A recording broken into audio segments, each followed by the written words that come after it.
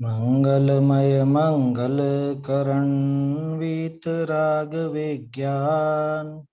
नमो ताहि जाते भये अरहंतादि महान। करि मंगल करि हो महाग्रंथ करण को काज। जाते मिले समाज सब पावै निज पद राज। मोक्षमा प्रकाशक ग्रंथराज पर हमारी चर्चा चल रही है। प्रकरण अपना सम्यक तो सन्मुख मिथ्या दृष्टि का।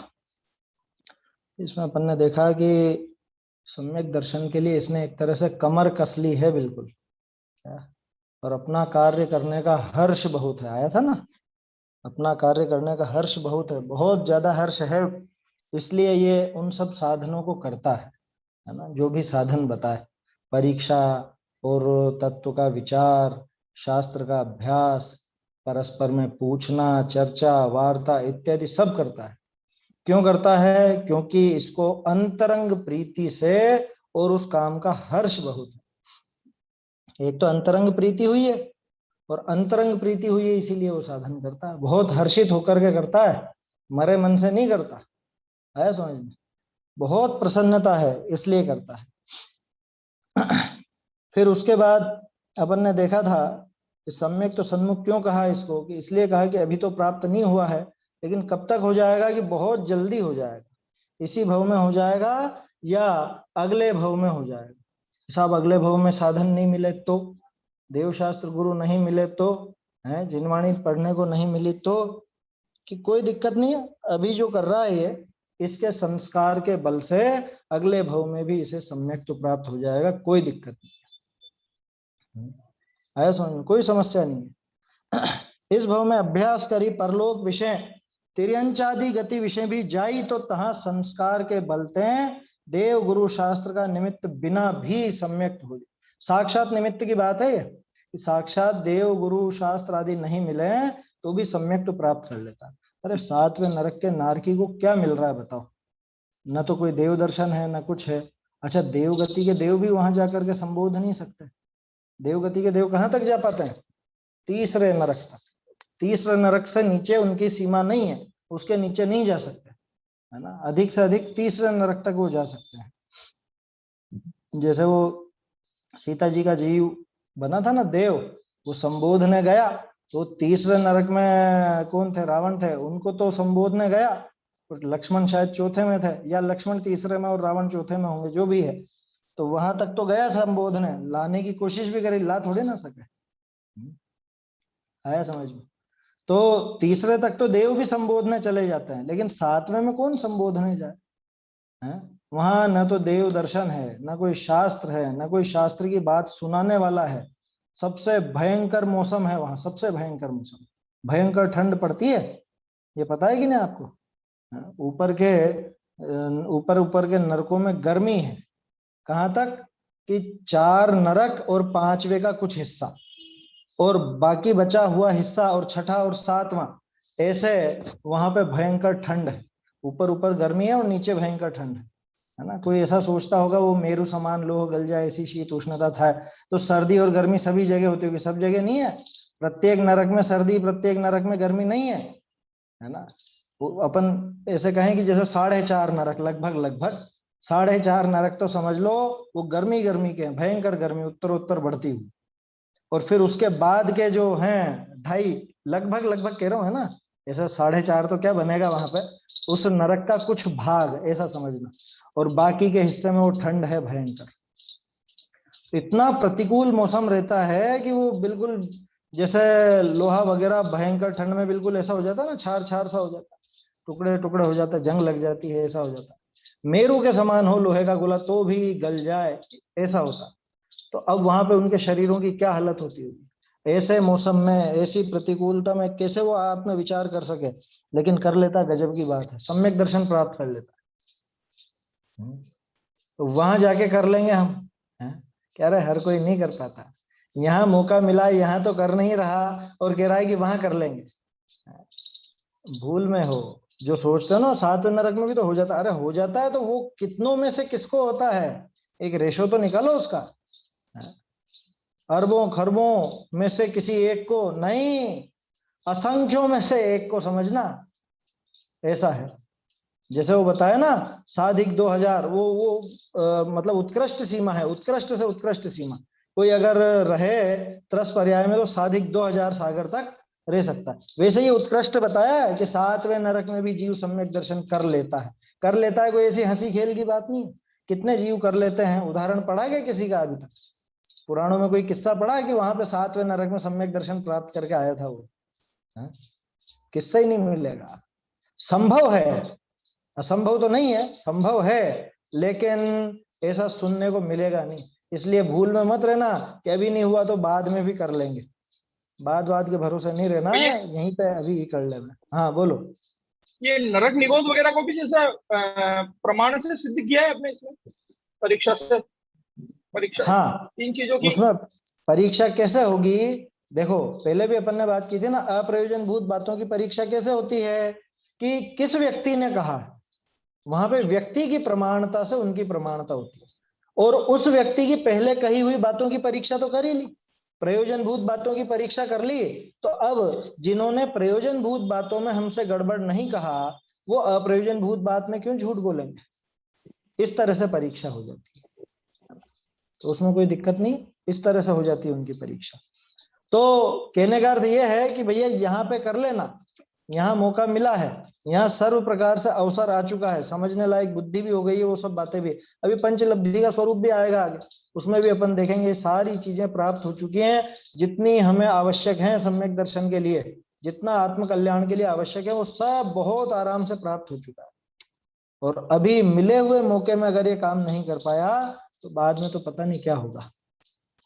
देखिए, तो क्या कहा, ये जीव थोड़े ही काल में सम्यक्त्व को प्राप्त हो जाएगा, इस भव में या अगले भव में भी संस्कार के बल से पालेगा। वो कैसे पालेगा, कैसे बनेंगे संस्कार? तो उसका भी कारण दे दिया, जवाब दे दिया था। इस भव में अभ्यास करी परलोक विषय तिर्यंच आदि गति विषय भी जाई, तो तहां संस्कार के बल थे। कौन सा संस्कार? कि इस भव में जो अभ्यास किया ना, जो तत्व का अभ्यास किया, जो तत्व विचार किया, जो चिंतन चलाया है, वो चलती रही, वो दिमाग में वो धारा, दिमाग में माना वो ज्ञान में वो धारा चलती रही, और अगले भव में भी वो संस्कार काम आ जाते हैं, आ जाते हैं वो काम, अगले भव में भी संस्कार काम आ जाते हैं। अरे ऐसा होता है ना, अपने को पता नहीं पड़ता, लेकिन पिछले भव के पता नहीं क्या क्या संस्कार बने रहते हैं अपने। कभी आप देखना, कोई बच्चा होता है, वो बचपन से बिल्कुल निडर, वो डरता नहीं है किसी से भी। वो कॉकरोच हो, छिपकली हो, कुछ भी हो, उसको बंदरों के पास बिठा दो, कुत्तों के पास उसको ले जाओ, गाय के ऊपर बिठा दो, वो नहीं डरेगा। और कोई बच्चा ऐसा कि कुछ भी नई चीज या नए व्यक्ति को देखते ही रोने लग जाए, ये क्या है? क्या कारण है?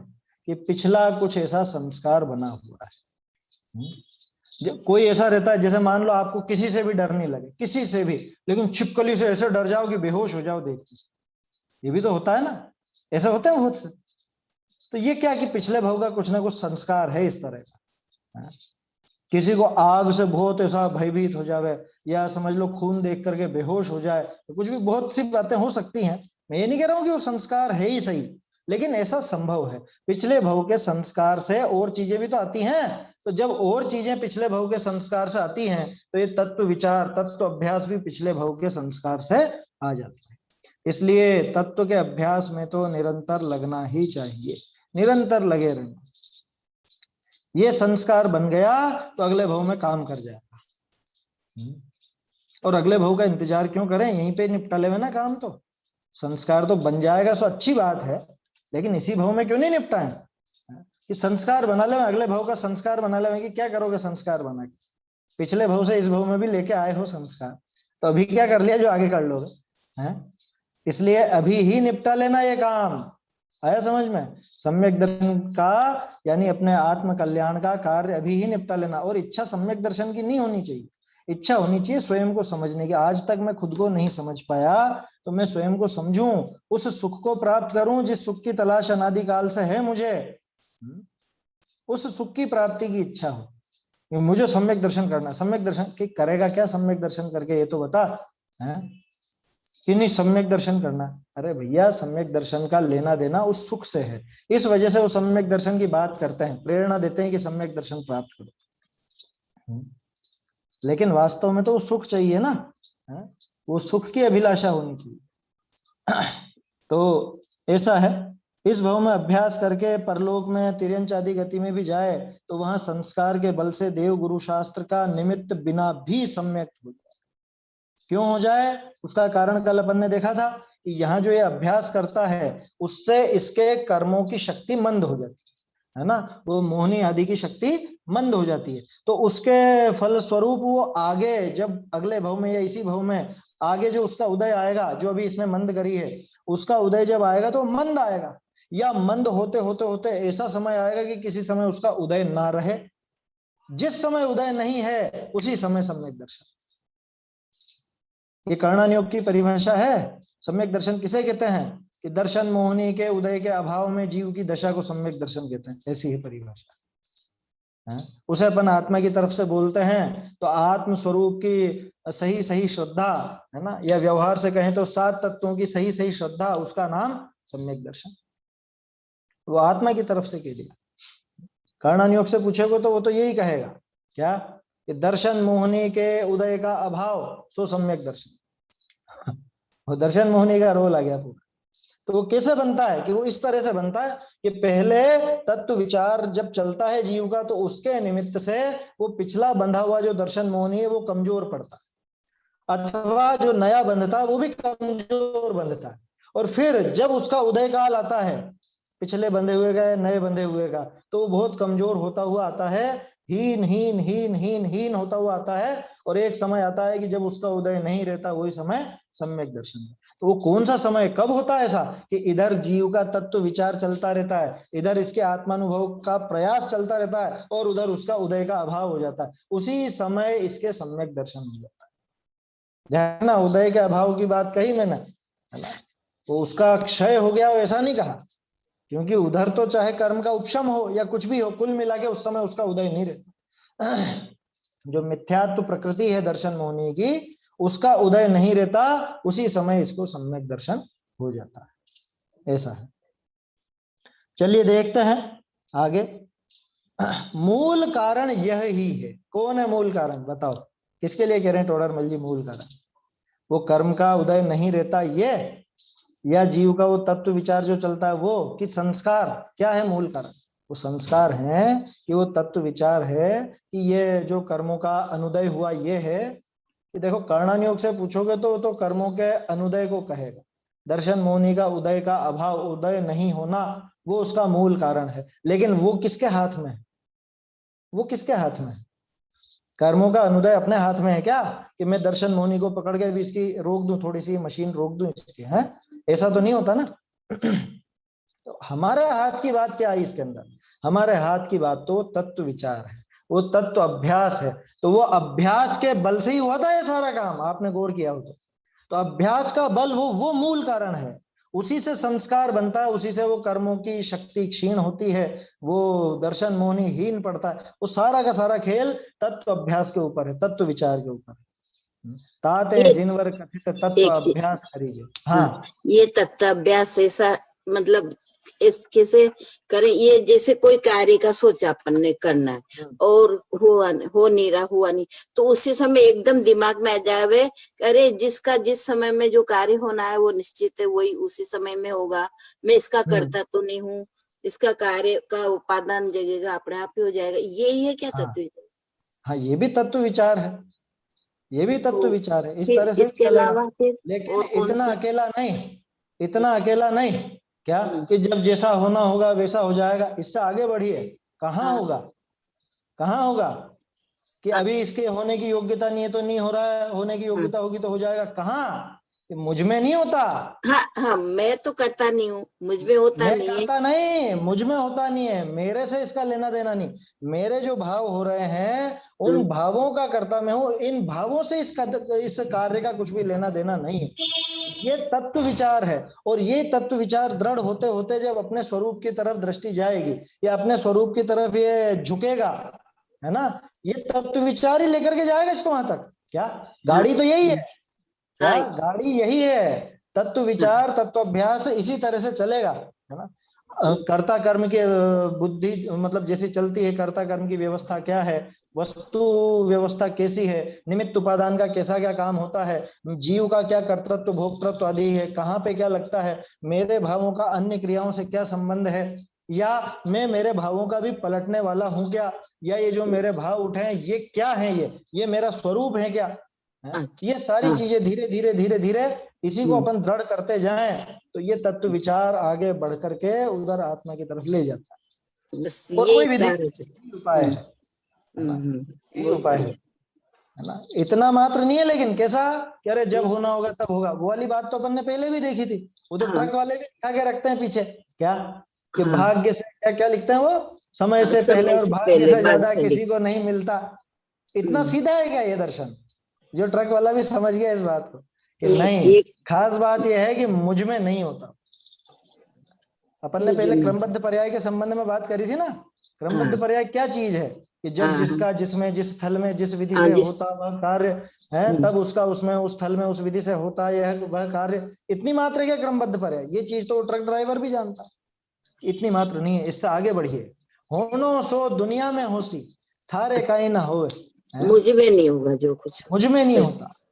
ये क्रमबद्ध पर्याय का सार ये है, आया समझ में।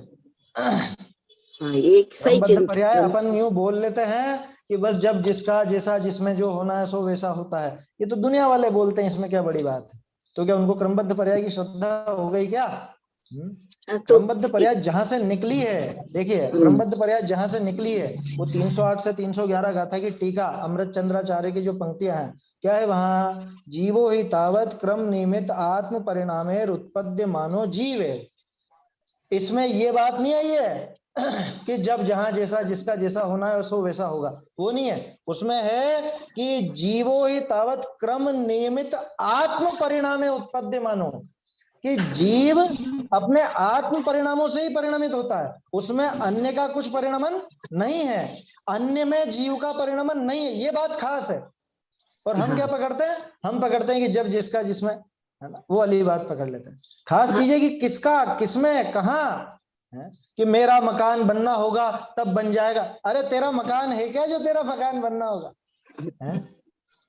समझ में आई बात। अरे मरना होगा तो मर जाएंगे, कौन मरता है, मरना होगा तो मर जाएंगे, इसको क्रमबद्ध पर्याय की श्रद्धा है कि उसको है जो कहता है कि मैं मरता ही नहीं, मेरी मौत आती ही नहीं, किसको है क्रमबद्ध पर्याय की श्रद्धा, आया समझ में। सही। ये बहुत समझना बढ़िया। चाहिए अपने को। ऊपरी तौर पर तो अपन बोल देते हैं या सामान्य रूप से ऐसे ही कह दिया जाता है कि देखो क्रमबद्ध में होगा वैसा होगा। अरे कहाँ होगा, किसका होगा, कैसे होगा, ये भी तो विचार करें। तो मुझ में नहीं होता, नहीं इतना ये सा बात उसके पीछे साथ भी तो चले, ये इतना सा हैं? विचार जो किया कि भाई वो तो ठीक, बहुत बढ़िया आगे बढ़ गया अपन मन में हुआ। उस समय में दिमाग अशांत, उस समय में सोच लिया तो उस समय में भी तो बहुत शांति मिल जाती है एकदम ही। मिलती है ना, 100% हाँ मिलेगी। हाँ। क्योंकि तत्व विचार चलने पे शांति नहीं मिले ये असंभव है। नहीं मिल जाती। तत्व विचार वो राग आदि की आकुलता को समाप्त करने वाली औषधि है क्या। हाँ तत्व विचार जो चलता है, तत्वाभ्यास चलता है, वो राग से विपरीत धारा है ना भाई। राग हाँ द्वेष में वैसा विचार कहाँ होता, और तत्व विचार में जो विचार चलता है वो राग द्वेष से बिल्कुल अलग हटके चलता है, वो उससे विपरीत चलता है, हाँ? इसलिए राग द्वेष में जीव आकुल आकुल व्याकुल होता है और इसमें आकुलता मिटती है, इसमें शांति मिलती है। समझ में ही बात। तो इसलिए तत्व विचार बहुत जरूरी है। ताते जिनवर कथित तत्व अभ्यास करीजिए, तत्व का अभ्यास करते रहोगे, यही उपाय है। क्या लिखा, मूल कारण यह ही है, मूल कारण यही है, कौन, ये तत्व विचार, ये तत्व अभ्यास। और क्या है आपके हाथ में बताओ, कर्मों में फेरबदल कर लोगे, मालूम ही नहीं कैसे बंधे हुए हैं, कितने बंधे हुए हैं, क्या फेरबदल कर लोगे, बाहर में क्या कर लोगे, वो संस्कार आप बना के ले चलोगे, वो भी कर्मों के ऊपर ही निर्भर करता है। आपके ज्ञानावरण का जैसा क्षयोक्षम होगा उस अनुसार आगे वो संस्कार जाते हैं, है ना। क्या कर लोगे उसमें। तो हमारे हाथ की बात क्या है, कि हाथ की बात तो तत्व विचार है, तत्व अभ्यास है, इसलिए उसमें लगना चाहिए, है ना। बाकी चीजों में जोर नहीं देना चाहिए। देखो अन्य विद्वानों से टोडरमल जी को मैं ज्यादा ऊंचा क्यों कहता हूं हमेशा, दूसरी जगह आपको ऐसा लिखा मिलेगा, जैसे समय जी की कलश टीका है उनमें ऐसा ऐसा मिलेगा, वहां काल लब्धि पे भी जोर दिया कहीं कहीं पर कि काल लब्धि ना हो तो इसको सम्यक दर्शन नहीं आएगा, खूब पुरुषार्थ कर करके मर जाए भले। गलत है क्या बात है? गलत है क्या वो बात? कि नहीं, बात तो बिल्कुल सही है, लेकिन जोर किस पे दिया? काल लब्धि पे। टोडरमल जी काल लब्धि पे जोर देंगे ही नहीं, वो कह देंगे ये होनहार और काल लब्धि तो किछु वस्तु ही नहीं। समझ में ही बात? वो पुरुषार्थ पे जोर देंगे। क्यों? ये तो विरुद्ध जा रहे हैं। कि विरुद्ध नहीं जा रहे हैं, बिल्कुल सही जा रहे हैं भाई। जो अपने हाथ में हो उसी की तो बात की जाएगी ना। बात वो भी गलत नहीं है जो राजमल जी पांडे ने लिखी। क्या? काल लब्धि नहीं आए तब तक ये कुछ भी कर ले, नहीं होगा, कुछ भी नहीं होगा। मैं पुरुषार्थ वो ऐसा है वहां पे, मैं वाक्य भूल रहा हूं। कोई सोचेगा ये यत्न साध्य है, ये मोक्ष मार्ग यत्न साध्य है, सम्यक दर्शन यत्न साध्य, सो नहीं है। ऐसा उन्होंने लिखा। यत्न साध्य माने पुरुषार्थ साध्य। उन्होंने कहा काल लब्धि आए बिना इसका कुछ भी नहीं होगा, खूब मेहनत कर लेगा। अरे काल लब्धि नहीं आनी होगी तो मेहनत भी क्यों करेगा? ये भी तो सोचो। बात समझ में आई? अच्छा, काल लब्धि का किसको पता है कि कब आएगी? पता है क्या किसी को? वो तो केवल ज्ञानी जानते हैं। और केवल ज्ञानी आपके साक्षात हो तो आप पूछ लो कि भैया मुझे कब, मतलब भगवान मुझे कब मिल जाएगा, केवल ये सम्यक दर्शन कब होगा, या कब मैं मोक्ष में पहुंचूंगा। उनसे पूछ भी लो। अभी तो कोई दिख नहीं रहा, फिर क्या करें? बैठे रहे काल लब्धि के भरोसे। कि जो वो काल लब्धि के भरोसे बैठा रहता है वो स्वच्छंदी हो जाता है ना। बहुत से लोग हो जाते हैं इस तरह के। उनसे कहो भैया आया करो, मंदिर आया करो, स्वाध्याय में आया करो। अरे जब हमारी होनहार होगी ना, जब काल लब्धि आनी होगी तब आ जाएंगे।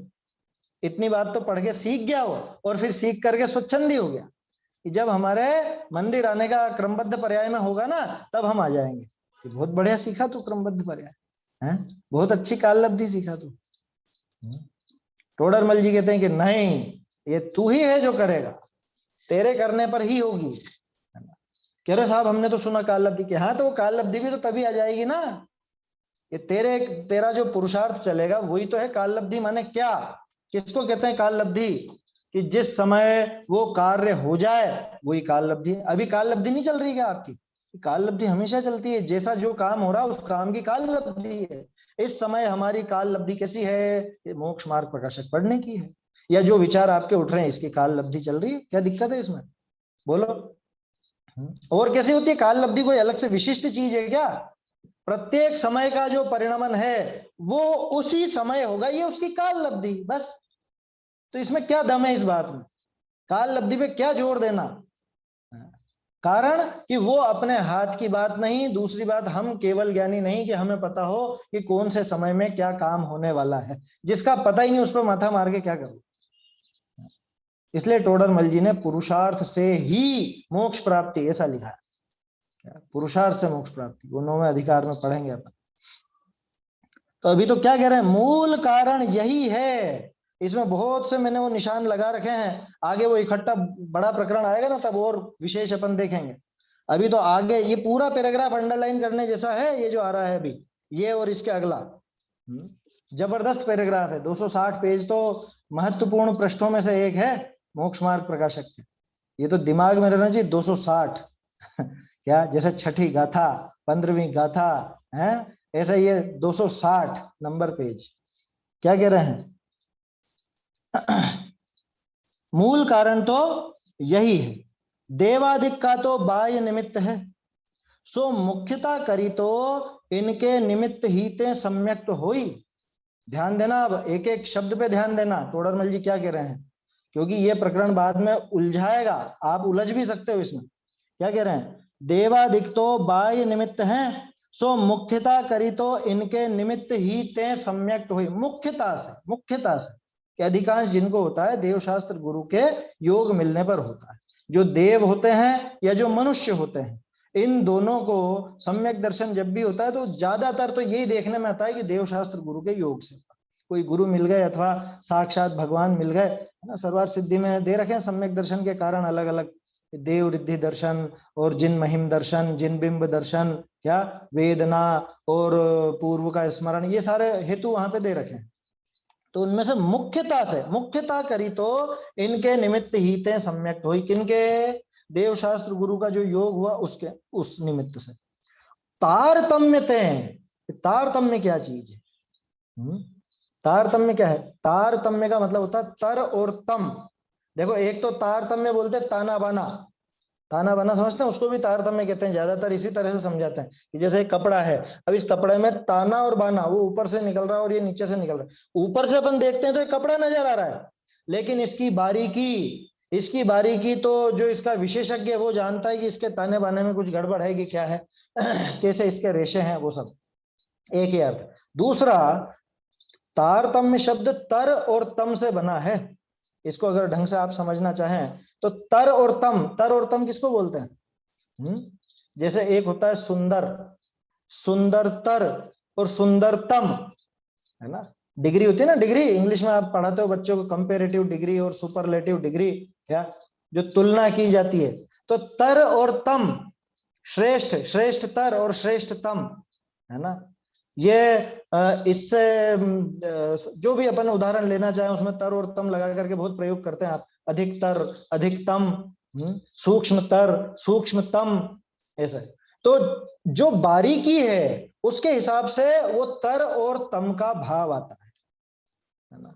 वो बारीकी देख करके जब अपन देखते हैं कि ये इसमें ज्यादा है तो ये तर, और ये और ज्यादा यानी सबसे ज्यादा है तो ये तम।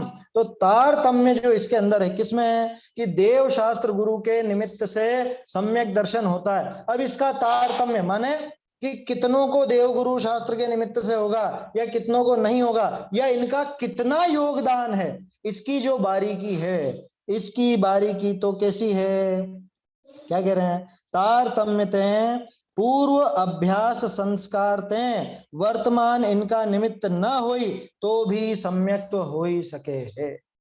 अगर तारतम्य से देखा जाए, मतलब बारीकी से इसमें देखें अपन, तो पिछले संस्कार से वर्तमान में इनका निमित्त ना हो। पिछला संस्कार तो है लेकिन वर्तमान में निमित्त नहीं है। जैसे वो शेर, कि नहीं, शेर को तो मिल गए थे निमित्त, वो 7वें नरक का नारकी, या स्वयंभू रमण का महामत्स्य, है ना? या कहीं का भी कोई मेंढक, कोई बकरी है, कोई कुछ भी हो सकता है, XYZ, कोई सा भी जानवर हो सकता है, नारकी हो सकता है। नारकियों को उपलब्ध है क्या जिन दर्शन? हैं? जाते होंगे पहले नरक में, वो हैं जो जिनालय बने हुए, कि वो उनके एरिया में बने हुए नहीं रहते हैं, पहले तो ये समझ लेना। और दूसरी बात, वहां जाने की उनको छूट नहीं है। वो फिर किसके लिए है वो? अरे वहां पे वो असुर कुमार आदि जो दूसरे देव हैं, भवनवासी देव जाते हैं, ठीक है? तो भी नारकियों को तीसरे नरक तक कोई देव आकर के संबोध सकता है, इतनी सुविधा है। तीसरे नरक के नीचे तो वो संबोधन भी नहीं मिलेगा, तीसरे नरक के नीचे तो वो भी नहीं मिलेगा। तो जहां पे ये सब नहीं है, जहां देवशास्त्र गुरु में वर्तमान में निमित्त ना हो, तो भी सम्यक तो हो ही सके है, तो भी सम्यक तो हो सकता है ना? तारतम्य से देखा जाए, बारीकी इसमें देखी जाए तो भाई मुख्य पने तो देवशास्त्र गुरु का ही निमित्त है। मुख्य पने, ये मुख्य पने का अर्थ क्या? मुख्य पने का अर्थ ये है कि एक तो अधिकांश जीवों को जब भी सम्यक दर्शन होता है, अधिकांश के तो देवशास्त्र गुरु का निमित्त बनता है, एक बात। दूसरी बात कि देवशास्त्र गुरु का योग जिनको मिला है उनके सम्यक दर्शन की संभावना रहती, तो बहुत से जीव प्राप्त कर लेते हैं, बहुत से जीव प्राप्त कर लेते हैं, देवशास्त्र गुरु के योग से सम्यक दर्शन प्राप्त कर लेते हैं। लेकिन हो ही जाए ऐसा तो जरूरी नहीं है ना? हो ही जाए ऐसा तो कोई जरूरी नहीं है। अभी भी देवशास्त्र गुरु का योग तो प्रत्येक जैनी को मिला हुआ है, लेकिन कितने जैन उनको समझने तक का प्रयास नहीं करते। सम्यक दर्शन तो बहुत आगे की बात है। तो इसलिए वो कहा मुख्य पने से, नियम नहीं बताया। टोडरमल जी आगे ऐसे खास शब्दों का प्रयोग करेंगे, है ना? साक्षात, नियम, रूप, कारण, ऐसे ऐसे शब्द आएंगे, है ना? ये एक तरह से टोडरमल जी की देन है, इस तरह के शब्द मुख्य पने से, है, या गौण पने से, या तारतम्य का प्रयोग भी आपको यहीं पे ज्यादा मिलेगा। वैसे और ग्रंथों में भी है, लेकिन टोडरमल जी ने इनका बहुत कायदे से प्रयोग किया है। चलिए, सिद्धांत विषय तन्निसर्गाद अधिगम आद्वा, ऐसा सूत्र है ना? ये सूत्र सबने पढ़ रखा है, तत्वार सूत्र का शुरुआती सूत्र है। या का अर्थ यह सो सम्यक दर्शन निसर्ग व अधिगमते हो है। ये सम्यक दर्शन निसर्ग से और अधिगम से होता है। और का मतलब या लगाना यहाँ पे, वाह है, निसर्ग से या अधिगम से होता है। अब क्या मतलब है निसर्ग और अधिगम का, कि तहाँ देवादिक बाह्य निमित्त बिना होई, देवादिक बाह्य निमित्त बिना होई, सो निसर्ग ते भया कहिए, और देवादिक का निमित्त ते होई, सो अधिगम ते भया कहिए। पहले इसको समझ लेते हैं, क्या कह रहे हैं, निसर्गज और अधिगमज। निसर्गज किसको कहा, कि जिसको देवशास्त्र गुरु के निमित्त बिना ही हो गया। कैसे हो गया, पीछे कारण दे रखा, पूर्व संस्कार के बल से, है ना, पूर्व संस्कार के बल से हो गया, यही तो लिखा था ऊपर कि पूर्व संस्कार के बल से। अगर अभी इनको यहाँ पर देवशास्त्र गुरु का योग नहीं भी मिले तो भी पूर्व संस्कार के बल से ये सम्यक दर्शन प्राप्त कर लेता है। तो पूर्व संस्कार से हुआ है, तो ये बताओ कि वो संस्कार किससे बना, या वो किस तरह से मिला है वो संस्कार। वो संस्कार भी आखिरकार देवशास्त्र गुरु के योग से ही मिला ना, है। तो जो हम निसर्ग की बात करते हैं, उस निसर्ग में भी वास्तव में देवशास्त्र गुरु का योग तो बना ही बना है, माने निसर्गज भी कायदे से अधिगमज ही है। दूसरा, अधिगम से जो अपन देख रहे हैं कि साक्षात देवशास्त्र गुरु के संयोग मिलने पे हुआ है, वो भी हुआ तो अपने स्वभाव को समझकर ही है, मतलब बिना स्वभाव के आश्रय के कैसे सम्यक दर्शन होगा। तो कायदे से वो जो अधिगमज है वो भी निसर्गज है। तो फिर ऐसे भेद क्यों करे फिर आचार्य ने, कह रहे साक्षात यानी वर्तमान समय में निमित्त क्या है ये दिखाया गया है, कि वर्तमान में तत्काल में वो देवशास्त्र गुरु का योग मिला तो हमने उसको नाम दे दिया अधिगमज। और वर्तमान में बाहर में कोई भी उपदेश देने वाला देवशास्त्र गुरु आदि का कोई योग नजर नहीं आ रहा है तो हमने उसको नाम दे दिया निसर्गज। लेकिन वर्तमान काल का हो चाहे पूर्व काल का हो, विधि यही है, देवशास्त्र गुरु का तो संयोग मिलेगा मिलेगा और मिलेगा। उसके बिना, उस उपदेश को ग्रहण करे बिना कभी भी जीव सम्यक दर्शन प्राप्त नहीं कर सकते। ये अपन देखेंगे विदेशनालब्धि में कि साक्षात मिली हो चाहे पूर्व भाव में मिली हो, पूर्व भाव में मिली का मतलब वही संस्कार से जो चली आई, तो साक्षात मिली हो चाहे पूर्व भाव में मिली हो, वो मिलना जरूरी है, उसके बिना सम्यक दर्शन नहीं हो सकता। कह रहे ये तो निमित्ताधीन दृष्टि होगी। अरे निमित्त क्या कर लेगा, वहां करेगा तो ये खुद ही, मिल तो सबको गया, वो योग तो सबको मिल गया, लेकिन वो पुरुषार्थ किसने चलाया, वो पुरुषार्थ तो खुद का ही था ना। इसलिए ऐसा मत समझना कि देवशास्त्र गुरु का योग बता दिया तो वहां पे निमित्ताधीन कथन कर दिया, ऐसा नहीं है। ये तो सिर्फ इतना बताए कि क्या परिस्थितियां बनती है बाहर में, बाहर में क्या क्या परिस्थितियां बनेगी, कि इधर तो देवशास्त्र गुरु का योग मिलेगा, बाहर जो नजर आएगा, इधर अंदर में देखो तो दर्शन मोहनी का उपशम क्षय जो भी होना होगा वो होगा। उसके पहले अगर पर्याय की तरफ से देखो तो पहले वो शुभ भाव चल रहे होंगे, हैं, मंद कषाय रूप भाव चल रहे होंगे, उपयोग उस तरफ लग रहा होगा, ये सारी कंडीशन बनती है उस सम्यक दर्शन के पहले। तो वो तो एक कंडीशन दिखाई है। क्या ये जो निसर्गज और अधिगमज का भेद किया है, ये उत्पत्ति के समय क्या दशा है, वैसे भी उत्पत्ति के भेद ही तो कहे हैं ये, कि कितने प्रकार से उत्पन्न होता है, कि ऐसे उत्पन्न होता है कि जब या तो कोई बाहर में ऐसा मौजूद हो तब होता है, और नहीं तो अपने आप हो जाता है। ऐसा अपने आप माने कि पिछले पिछले भव का स्मरण से, पूर्व संस्कार के बल से वो हो जाता है ऐसा। सो अधिगम ते भया गई है ना। अब देखो सबसे खास चीज आ रही है, बहुत बढ़िया पैराग्राफ है, देखो तत्व विचार की महिमा। इसके पहले जो पैराग्राफ आया था उसमें भी क्या आया था, शुरुआत कहां से हुई थी, सो मूल कारण तो यही है, कौन, वो तत्व विचार। वो तत्व विचार ही मूल कारण था सम्यक दर्शन का, वो तत्व विचार ही मोक्ष मार्ग का या मोक्ष प्राप्ति का मूल कारण था। और यहां भी अब क्या कह रहे हैं, देखो तत्व विचार की महिमा। कैसा, तत्व विचार रहित देवादिक की प्रतीति करे, बहुत शास्त्र अभ्यासे व्रतादिक पाले, तपश्चरण आदि करे, ताके तो सम्यक तो होने का अधिकार नहीं। लो, और तत्व विचार वाला इन बिना भी सम्यक्त का अधिकारी हो है, तत्व विचार वाला इनके बिना भी सम्यक्त का अधिकारी होता है।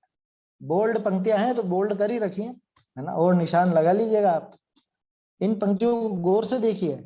तत्व विचार से रहित देवादिक की प्रतीति 1, बहुत शास्त्र का अभ्यास 2, और व्रतादिक पाले तपस्चरण आदि करे, ये 3। क्या नजर आ रहा है? व्यवहार रत्नत्रय। व्यवहार रत्नत्रय, ये व्यवहार सम्यक दर्शन आ गया ना।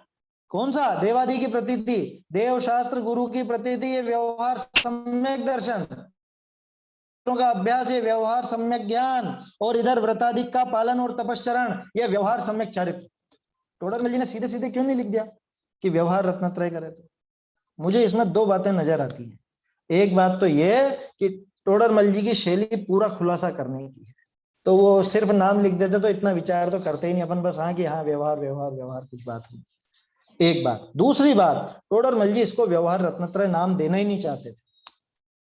क्यों नहीं देना चाहते थे? कि व्यवहार कभी भी बिना निश्चय के होता नहीं है, वो तो व्यवहाराभास होता है। व्यवहाराभासी के प्रकरण में यही तो देखा था अपन ने, देव भक्ति का अन्यथा रूप, शास्त्र भक्ति का अन्यथा रूप, गुरु भक्ति का अन्यथा रूप, फिर 7 तत्व का अन्यथा रूप, उसके अंदर फिर सम्यक, ये तो सब थे किसमें? ये सब थे सम्यक दर्शन के अन्यथा रूप में। उसके बाद आया था सम्यक ज्ञान का अन्यथा रूप, फिर आया था सम्यक चारित्र का अन्यथा रूप, तो यही तो था सब। देवादिक की प्रतीति करे, बहुत शास्त्र अभ्यास, व्रतादिक पाले, तपस्चरण आदि करे, ताके तो सम्यक होने का अधिकार नहीं। बोलो, इतना सब कर लिया और सम्यक दर्शन का अधिकारी नहीं है ये? क्यों नहीं है? कि तत्व विचार रहित है, इसलिए। तत्व विचार के बिना देवादिक की प्रतीति करे, सम्यक दर्शन का अधिकारी नहीं है। गजब की बात है।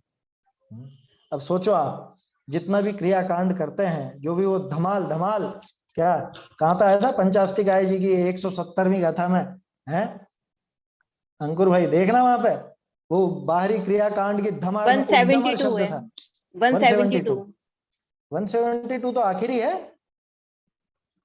अच्छा, उस आखिरी में ही दे रखा है। हाँ ठीक है, मैं भूल जाता हूँ गाथाओं के नंबर वगैरह, लेकिन वहां है ना। वो तो पूरा प्रकरण ही व्यवहाराभासी और उभयाभासी सब मिल जाएगा वहां पर। 170, 71, 72 में क्या लिखा था वहां पे? वो क्रियाकांड की धमार में।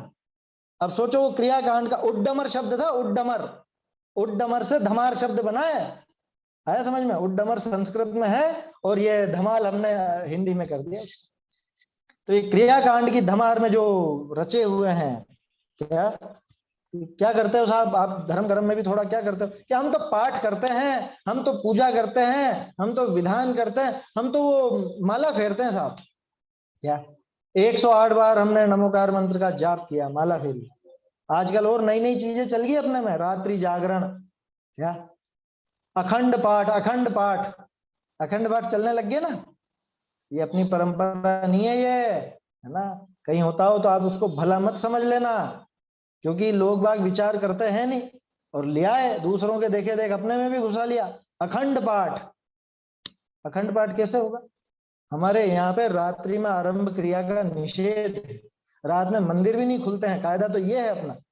और आप अखंड पाठ कर लोगे? कैसे करोगे अखंड पाठ? अखंड पाठ वो दूसरी विधि से होगा। क्या आप बोल लो, फिर आप थक जाओ जब मैं बोलने लग जाऊंगा, मैं थक जाऊं जब फिर कोई और बोलने लग जाएगा। यही होता है, और क्या होता है? तो मुझे बताओ फल किसको लगेगा उसका? है अखंड पाठ का हीरो कौन? उस अखंड पाठ का फल किसको लगना चाहिए? 10 जनों ने मिलकर के वो पाठ किया है, ये सबको थोड़ा थोड़ा बांट दिया जाए ऐसा? ये अपने ये पद्धति नहीं चलती है, ये अन्य मत से आई है, ये बिल्कुल उचित नहीं है। निषेध होना चाहिए इसका। यार आप तो पाठ की मना कर रहे हो। ये पाठ की मना नहीं कर रहा हूं मैं, आप तो पाठ करो ना, आपका मन लगे जितना करो, तो एक पंक्ति पर ही विचार करो ना। तो विचार नहीं चलेगा, और विचार करेंगे नहीं। थोड़े दिन पहले सुनाया था ना मैंने किस्सा, कि हम सुबह से ही वो सब सिद्धों को नमस्कार करते हैं, अरहंतों को नमस्कार करते हैं। वो प्राकृत में भी वो पाठ बोलता हूं मैं, क्या चेई आई वंदी आई, और वो सारा का सारा अच्छे में पूजे में वगैरह करके है, वो सब सिद्धों को भी नमस्कार करूंगा। अब उससे पूछो सिद्धों का रंग कौन सा है, क्या सिद्धों का शरीर किस रंग का है? तो बोलेगी ये तो मालूम नहीं है? सिद्धों का शरीर किस रंग का है अंकुर भाई? क्या? तो वो ऐसा बोले कि ये तो पता नहीं है, अब पढ़ेंगे कभी मौका लगेगा। लेकिन आप तो वो भेज देना हमको, वो पाठ का वो क्या है वो भेज देना बस। हमको तो पाठ करना है, बस पाठ करना। हमको तो इतनी बार जाप देना है, हमको तो इतनी बार ये करना है वो करना। अरे भैया तत्व विचार के बिना सारा धूल है, धूल। तू किसको नमस्कार करता है ये तक तुझे पता नहीं है। कौन होते हैं अरहंत, कौन होते हैं सिद्ध, कैसे होते हैं, क्या उनका स्वरूप है, क्यों पूज्य हो गए वो 3 लोक में। अगर वो उत्तम है तो उत्तम कैसे बन गए? और तू जो बोलता है कि उनकी शरण लेता हूं, तो शरण कैसे लेगा ये तो बता है? कैसे शरण लेगा? उनके पैर पकड़ के बैठ जाना मूर्ति के, ये ले ली शरण साहब, ऐसे होती क्या शरण? तो तत्व विचार के बिना, ये तत्व अभ्यास के बिना ये कुछ भी काम की नहीं, वास्तव में कुछ भी काम की नहीं। वो जो पूजन हम बोलते हैं उनमें से एक पंक्ति पर भी विचार नहीं करते, एक पंक्ति पे भी विचार नहीं करते। अपने को तो बस वो 4 लाइनें बोलनी है, उसके बाद द्रव्य इधर का इधर करना है, और फिर वो बाद में विसर्जन वगैरह और सब करके हो गया, होगी पूजा।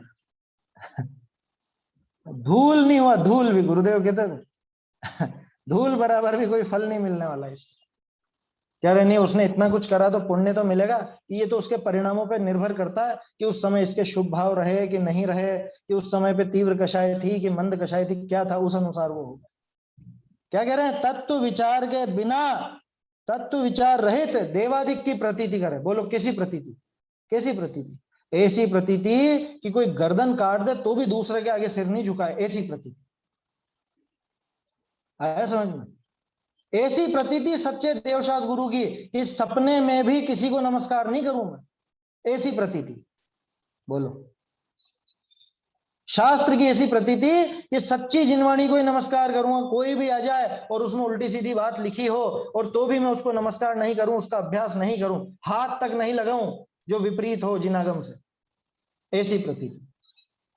गुरु की ऐसी प्रतीति, ऐसी दृढ़ प्रतीति कि 28 मूल गुण में से एक भी कम हो तो मैं नमस्कार तक नहीं करूं, मुंह फेर लूं, ऐसी दृढ़ प्रतीति। बोलो इसको सम्यक दर्शन होगा कि नहीं? वो कह रहे हैं अगर तत्व विचार नहीं है तो इतनी दृढ़ प्रतीति वाला भी सम्यक दर्शन का पात्र नहीं। कोई ढीले पहुंचे की बात नहीं कर रहे हैं यहाँ पे, समझ में ही बात? किसकी बात कर रहे हैं? कि वो सिर कटा ले वे भले, लेकिन किसी और को नमस्कार नहीं करे, उसके हृदय में बैठे हुए देवशास्त्र गुरु दिन रात उन्हीं का चिंतन करता है, उन्हीं की भक्ति करता है। ऐसे ऐसे भक्त हैं गजब के, आपको मई जून की गर्मी में भी वो उसकी परिक्रमा करते हुए नजर आ जाएंगे रोड पर।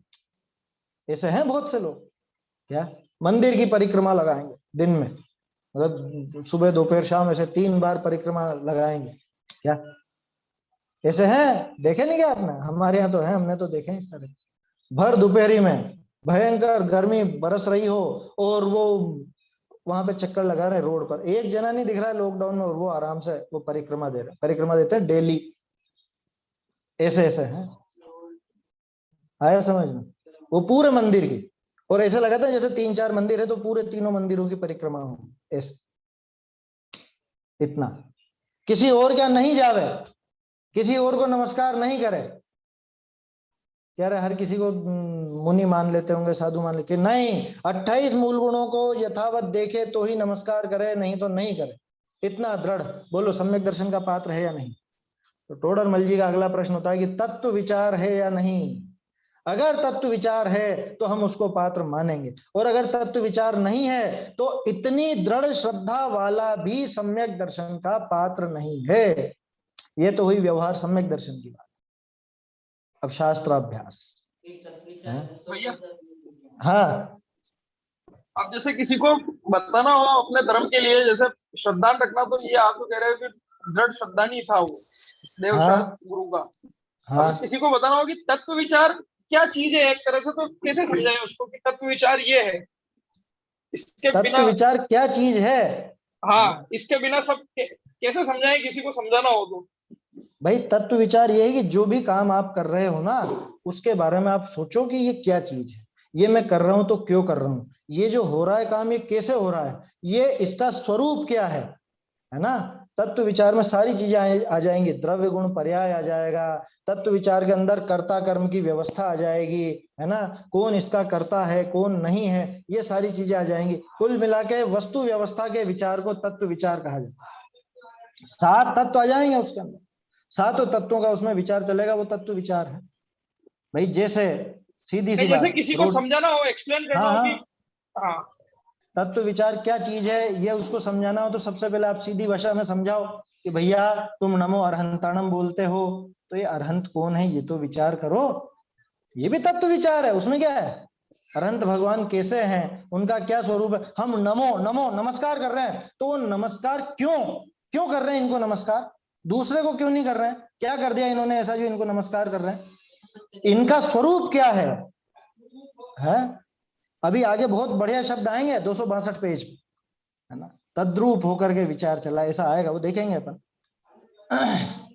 तत्व विचार अकेला कार्यकारी नहीं है, मतलब उसमें वो दत्त चित्त होना भी जरूरी है, वो तो आगे आएगा। अभी तो अपन ये समझे तत्व विचार, जो आप कह रहे हो कि सामने वाले को कैसे बताएं तत्व विचार, उससे पूछो भाई नमो अरहंताणम का मतलब क्या, नमो सिद्धाणम का मतलब क्या, तुम जो अरहंत भगवान की जय बोलते हो, अरहंत कैसे होते हैं, जिनेन्द्र कैसे होते हैं, तुम जय जिनेन्द्र बोलते हो, जिनेन्द्र कौन है पता भी है क्या?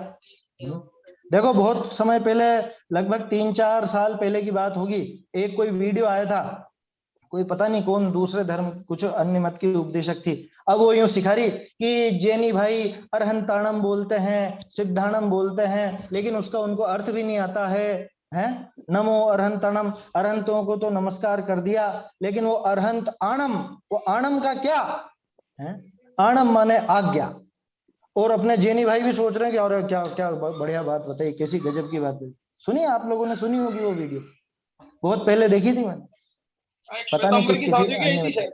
नहीं नहीं वो श्वेतांबर श्वेतांबर नहीं थी, वो नहीं श्वेतांबर नहीं थी, वो श्वेतांबर नहीं थी, श्वेतांबर ऐसी भूल नहीं करेगा। प्रजापति, थी प्रजापति कन्याकुमारी, प्रजापति, हाँ हाँ प्रजापति, वो प्रजापति वो थे वो, है ना। लेकिन मैं क्या कहना चाह रहा हूँ, जैनी इतना सीधा, उसको खुद की भाषा नहीं आती है, कोई दूसरा आकर के उससे कहता है कि अरहंताणम का अर्थ अरहंत को नहीं है, अरहंत की आज्ञा को है। अरहंत आणम, अरहंत और आणम माने आज्ञा, और जैनी भी सोचेगा हाँ हाँ हाँ बिल्कुल सही बात है, बिल्कुल सही बात है। क्या नमो अरहंताणम माने अरहंत की आज्ञा को नमस्कार करता हूं, ऐसा अर्थ निकाला उनने, उसने निकाला, ऐसा है नहीं। अब उनसे पूछो भैया आपने प्राकृत कहां से पढ़ी है ये तो बताइए, अरहंताणम सिद्धाणम में तो लगा दोगे, साहुणम में क्या करोगे, हैं? जिनको अभी भाषा का बेसिक ज्ञान भी नहीं है, और वो वहां पे व्याख्या कर रहे हैं अरहंताणम की सिद्धाणम की, कि सिद्धों की आज्ञा को नमस्कार है। अरहंतों की, तुमको पता भी सिद्धों की कोई आज्ञा नहीं होती है, ये पता भी है क्या? और वहां पे अर्थ निकालने लग गए, और जैनी भाई अपने ऐसे कह रहे, देखो कितना बढ़िया अर्थ निकालता, इन्होंने किसी तो ने अर्थ ये भी समझा कहा था दिया। कि जिसने अपने सारे शत्रुओं को जीत लिया हो, हरि मतलब शत्रु हाँ, और अंत मतलब हाँ, हनन कर दिया हो। वो आता है अरिहंताणम शब्द में आता है अरि और हंत, तो शत्रु कौन से, कि मोह राग द्वेष, वहां उन शत्रुओं को जीतने की बात आती है, अन्य की बात नहीं आती है ना। अब आणम का मतलब क्या आपके दिमाग में उठ रहा होगा फिर, अरे वो अरहंताणम पूरा एक शब्द है, जो संस्कृत में नमा अर्हद्भ्य बनता है, उसको प्राकृत में अरहंताणम बनाया जाता है। आया समझ में, ये प्राकृत भाषा पढ़ी है हमने, आचार्य की है मैंने तो प्राकृत में, समझ में ही बात। तो कुछ जानते नहीं है और बेचारे कहने में सुनने में आ जाते हैं, ये तो विचार आ गया एकदम, क्योंकि अभी बात चल रही थी ना, नमो अरहंताणम बोलते और अरहंत का स्वरूप ख्याल में नहीं है। अब कोई तीसरा आकर के ऐसी व्याख्या कर देगा आपके सामने, है, और वो जैनी भाई तो अपना, अरे बहुत बढ़िया बहुत बढ़िया, कह रहे थोड़ा विचार करो, इस तरह का नहीं है वो, अरहंतों को नमस्कार है, सिद्धों को नमस्कार है ना, साधुओं को, आचार्यों को, उपाध्यायों को, उनको किया गया नमस्कार। उसमें कहीं से कहीं तक ऐसा नहीं है अरहंताणम माने अरहंत की आज्ञा, ऐसा नहीं है उसका अर्थ, बिल्कुल नहीं है। जो थोड़ा बहुत प्राकृत में समझते होंगे, प्राकृत भाषा को समझते होंगे, जिनको प्राकृत की वो रूप सब याद होंगे, रामा रामो रामा वगैरह आप याद करते होंगे ना संस्कृत में, ऐसे प्राकृत के रूप चलते हैं, तो वो समझ जाएगा कि ये फालतू बात है ये जो बोलती, चक्कर में नहीं आना किसी के। इसलिए तत्व विचार जरूरी है ना, जो चीज हम बोल रहे हैं, जो चीज हम कर रहे हैं, उसमें क्या उसका भाव है, क्यों किया जा रहा है, ये सारी चीजों का ज्ञान होना जरूरी है। समझ में ही बात। तो ऐसा आप उनको बता सकते हो कि भैया तुम बोलते तो हो, तुम जय जिनेन्द्र बोलते हो, जिनेन्द्र माने क्या, क्यों बोल रहे हो जय, जिनेन्द्र की क्यों बोल रहे हो जय, धर्मेंद्र की क्यों नहीं बोल रहे हो? किसी की भी बोल दो, जय महेंद्र बोल दो, जय धर्मेंद्र बोल दो, कुछ भी बोल दोगे फिर तो। नमो अरहंताणम क्यों बोलते हो, नमो गृहस्थाणम क्यों नहीं बोलते हो? ये उन पर प्रश्न छोड़े जाएं तो अपने आप थोड़ा सा दिमाग घूमेगा कि अरे ये क्या बात है, कुछ ना कुछ तो होना चाहिए, तब फिर वो जो विचार चलेगा वो सब तत्व विचार में शामिल हो जाता है। धीरे धीरे धीरे धीरे उस पर गहराई से विचार चले, उसका स्वरूप समझने का प्रयास करें, वही है तत्व विचार, और क्या है। तत्व विचार वास्तव में क्या है कि जिसमें अपना तत्व हासिल हो, ऐसा विचार कि जो अपने तत्व की तरफ ले जाए, वो विचार तत्व विचार। आया समझ में? और वैसी बात मैं लगा करके अगर स्वच्छंदता का पोषण करूं, विपरीत बात की तरफ ले जाऊं, तो तत्व विचार नहीं है। समझ में आई बात? जैसे उदाहरण के तौर पर कि जब जैसा जो कुछ होना है तब वैसा वो सब कुछ होता है ना, क्रमबद्ध पर्याय देख करके ये विचार चलाया। अब क्या करा फिर? तो बैठ गया फिर बस शांति से, क्या कुछ नहीं करना अपने को, तो न मंदिर जाना, न स्वाध्याय करने, न कुछ। जब होना होगा तब हो जाएगा, सम्यक दर्शन जब होना होगा तब हो जाएगा, स्वाध्याय जब होनी होगी तब हो जाएगी। तो बोलो उसने जो विचार किया था वो तत्व विचार है क्या? कि नहीं, तत्व की उपलब्धि जिस विचार से हो वो तत्व विचार है। ऐसा सीधा सा अर्थ समझ, जिससे तत्व की उपलब्धि हो, अपने मूलभूत तत्व की, प्रयोजनभूत तत्व की जिससे सिद्धि हो, वो विचार तत्व विचार है। अब वो चाहे किसी के भी संबंध में हो। शिवभूति मुनिराज ने तो उड़द की दाल, उड़द का छिलका है, वही तत्व विचार बना लिया था, उसमें क्या बड़ी बात है। तो तत्व विचार किसके संबंध में किया जा रहा है, इससे वो बात नहीं निकलेगी। तत्व विचार का फल क्या, उस विचार का फल क्या है, उस पर निर्भर करेगा कि ये तत्व विचार था या नहीं। कह रहे जीव तो अजर अमर है, जीव कभी मरता नहीं है, इसलिए क्या फर्क पड़ता है, बिना देखे चलो तुम, क्या नीचे चींटियां हो चाहे कुछ भी हो। बोलो ये तत्व विचार है? नहीं, ये स्वच्छंदता है। ये स्वच्छंदता का विचार है, पाप का विचार है। कि बात तो वो सही कह रहा था, बिल्कुल तत्व की कह रहा था बात, तो क्या तत्व की कह रहा था ना कि जीव तो अजर अमर है, जीव कभी नहीं मरता। जैसा वहां पे उपदेश दिया, हे अर्जुन तू तो मार, क्या जीव तो अजर अमर है, कोई तेरा सगा नहीं है, तुम किसके लिए रोते हो तू तो मार। ये तत्व विचार है, ये तत्वोपदेश है क्या? ऐसा नहीं होता तत्वोपदेश। तत्व विचार जिसमें तत्व की उपलब्धि हो, उसका फल है ना, वो तत्व की उपलब्धि हो, तो वो तत्व विचार कहलाएगा। ऐसा समझना चाहिए। देखिए समय तो हो गया है। अपन बात कर रहे थे कि तत्व विचार से रहित हो तो देवादिक की दृढ़ प्रतीति वाला वो भी सम्यक दर्शन का अधिकारी नहीं। फिर उसके बाद सम्यक ज्ञान की बात आई। सम्यक ज्ञान में बहुत शास्त्रों का अभ्यास करे। अभी तो बहुत से लोग खुद को सम्यक दर्शन का पात्र समझ के बैठ चुके हैं साल भर में। क्यों? कह रहे साहब दिन भर हमारा तो चलता है, दिन भर स्वाध्याय चलती है और दिन भर हम तो अभ्यास करते रहते हैं, सुनते रहते हैं। अच्छा चलो कोई इससे एक कदम आगे बढ़ करके, नहीं हम सुनते उनते नहीं है, हम तो पढ़ते हैं, पढ़ने में उपयोग ज्यादा लगता है, पढ़ने में वहीं पर बैठना पड़ता है, सुनने में तो दूसरे दूसरे काम करने लग जाते हैं, बातें करने लग जाते हैं, वहां उपयोग भटकता है। हम तो पढ़ते हैं, दिन भर पढ़ते हैं, दिन भर शास्त्र का ही अभ्यास, दिन भर यही चीज, बात भी करेंगे तो इसी की। बोलो इस तरह के भी तो लोग हैं ना, तो वो है कि नहीं है सम्यक दर्शन का पात्र? टोडरमल जी कह रहे हैं तत्व विचार रहित है तो बिल्कुल भी सम्यक दर्शन का अधिकारी नहीं। अगर तत्व विचार नहीं है उसके, इतने सब शास्त्रों का अभ्यास करता हो, तो आपको पता है जो पीएचडी वगैरह करते हैं ना, रिसर्च करते हैं, शोध कार्य करते हैं, तो ये जो शोधकर्ता विद्वान होते हैं उनको व्यसन रहता है पढ़ने का।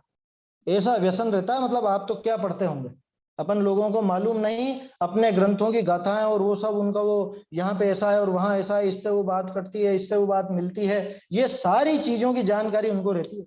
अपने से ज्यादा अभ्यास करते होंगे।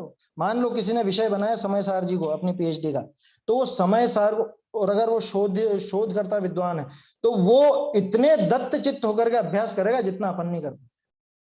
लेकिन बोलो तत्व विचार के बिना वो समय सार जी का अभ्यास भी उसको कार्यकारी नहीं, वो सम्यक दर्शन का अधिकारी नहीं। और तीसरी बात, व्रताधिक पाले तपश्चरणादि करे। बोलो हम तो हर दशलक्षण में उपवास करते हैं, व्रत करते हैं, हर साल शिखर जी जाने का नियम है। ऐसे ऐसे लोग हैं कि उम्र कितनी की 45 और शिखर जी होकर आए 90 बार। ऐसे ऐसे लोग बैठे हुए हैं 100 बार होकर के आए।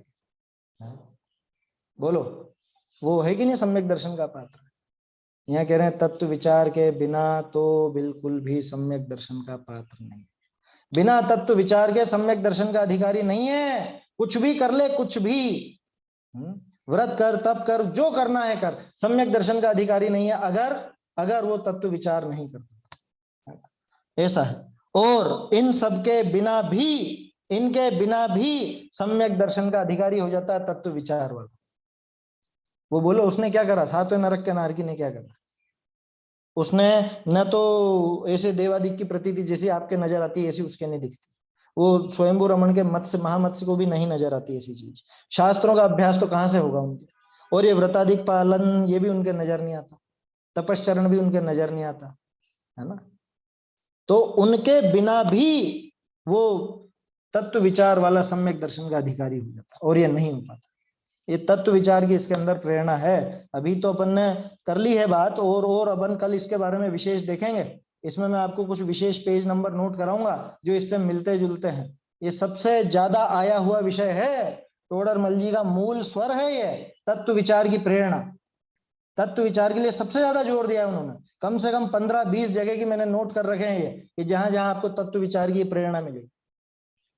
पहले शायद मैंने बताया भी हो, एक लेख इस तरह का लिखा था, टोडरमल जी का मूल स्वर, है ना। वो आप देखेंगे तो उसमें पता चलेगा टोडरमल जी ने ये पूरा तत्व विचार पर ही जोर दिया है पूरे ग्रंथ में। और ना सिर्फ इस ग्रंथ में, उन्होंने पहले जो टीकाएं लिखी, आत्मानुशासन, पुरुषार्थ सिद्धि उपाय, सम्यक ज्ञान चंद्रिका की पीठिका, उन सब में तत्व विचार के ऊपर बहुत जोर दिया। शास्त्र अभ्यास और तत्व विचार, इन पर जोर दिया। वो देखेंगे अपन कल, वो नोट करा दूंगा आप लोगों को। अभी तो समय ज्यादा हो गया है, आगे का विषय फिर कल देखेंगे। निज निधि निज में बताई यह अनंत उपकार है, इसके लिए जिन वाणी माँ को वंदना शत बार है, वंदना शत बार है।